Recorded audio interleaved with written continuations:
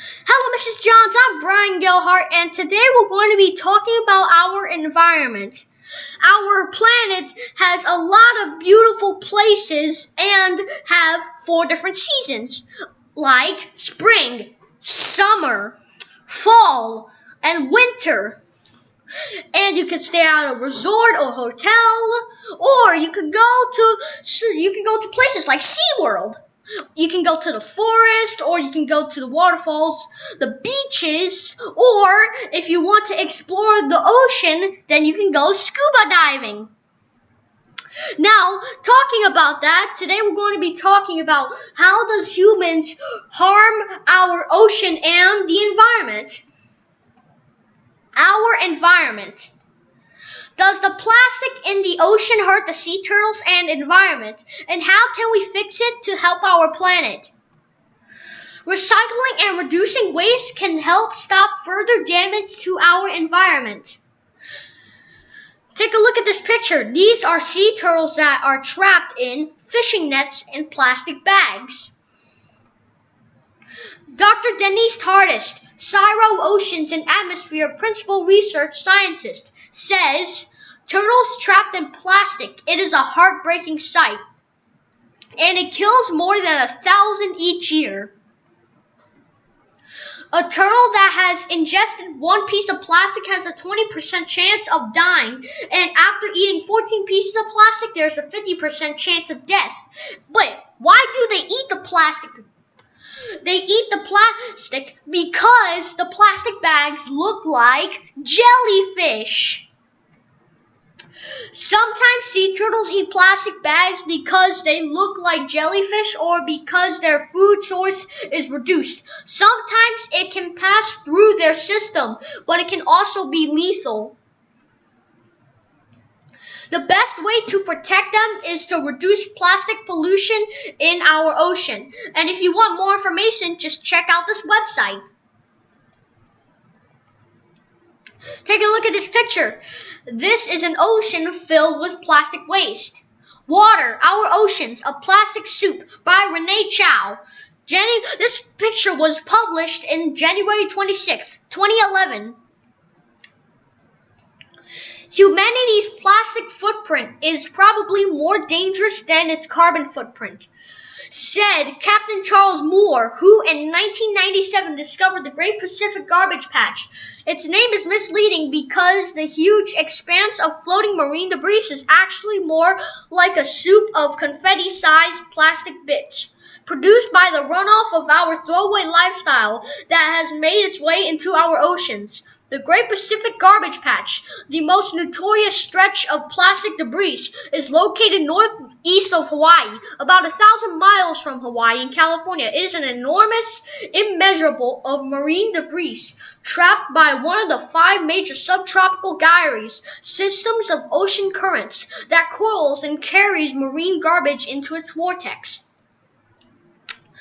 Whose job is it to clear up all the rubbish floating in the oceans? I wonder, maybe we did it because we're the one that put the trash in the ocean in the first place, and now it's our responsibility to clean it up.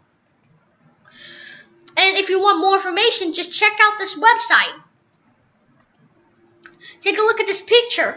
This is trash on a beach. It could be any beach. Ocean trash. 5.25 trillion pieces and counting, but big questions remain. By Laura Parker, National Geographic. This picture was published on January 11th, 2015. The numbers add up to trouble for the oceans, wildlife, and us. But scientists are struggling to understand how. The numbers are staggering. There are 5.25 trillion pieces of plastic debris in the ocean. Of that mass, 269,000 tons float on the surface, while some 4 billion plastic microfibers per square kilometer litter the deep sea. And if you want more information, just check out that website. It will show you all the information. 17.6 billion pounds of trash is dumped into the ocean every year.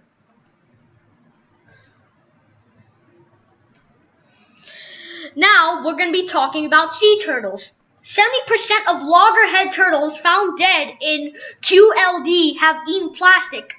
52% of all sea turtles have eaten plastic particles. At least 1,000 sea turtles die each year from being tangled in plastic waste. Sea turtles often mistake floating plastic garbage for food. They can choke, sustain internal injury, and die or starve. Plastic can also create pockets of air in their gut, making diving difficult. Plastic pollution is killing sea turtles. Here's how. Written by Demrod O. Gorman. This picture was published in June 30th, 2021.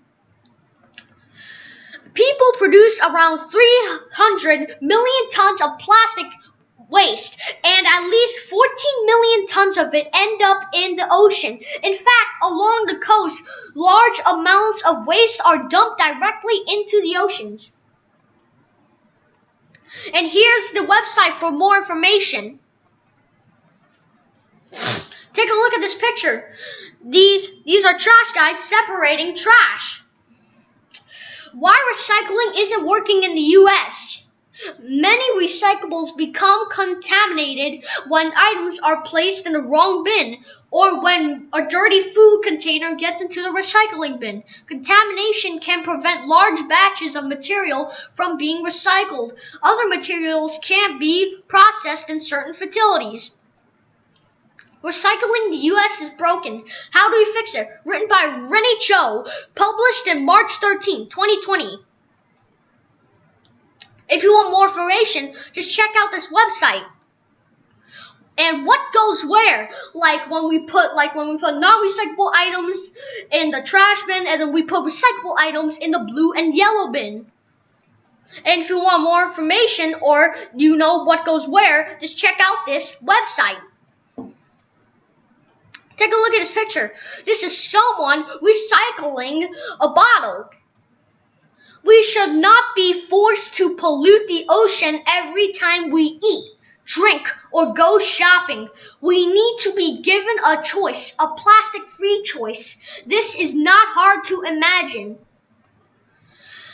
Our oceans are being filled and killed by throwaway plastics, but together we can create a movement to reduce throwaway plastic at the source and save our oceans. Oceania and our allies are already winning plastic-free victories that aren't possible without your help. And if you want more information, just check out that website. Take a look at this picture. This is a greenhouse emission. A greenhouse, air pollution can make animals sick and harm their habitats. And how recycling reduces greenhouse gas emissions.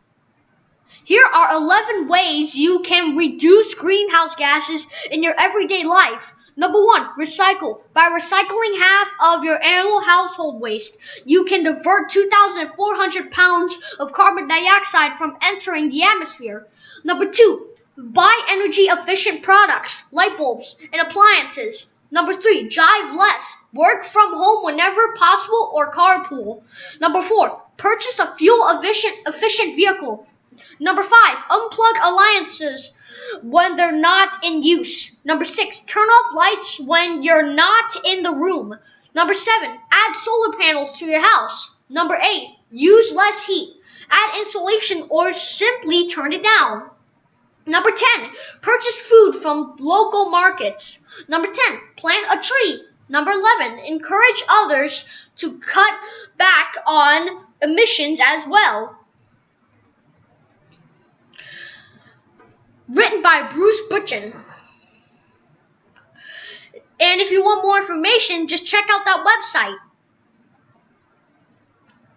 Take a look at this picture. This shows a graph of how much CO2 and electric, gasoline, and diesel vehicles produce. Does an electric vehicle emit less than a petrol or diesel? Written by Florian Kinnelblock.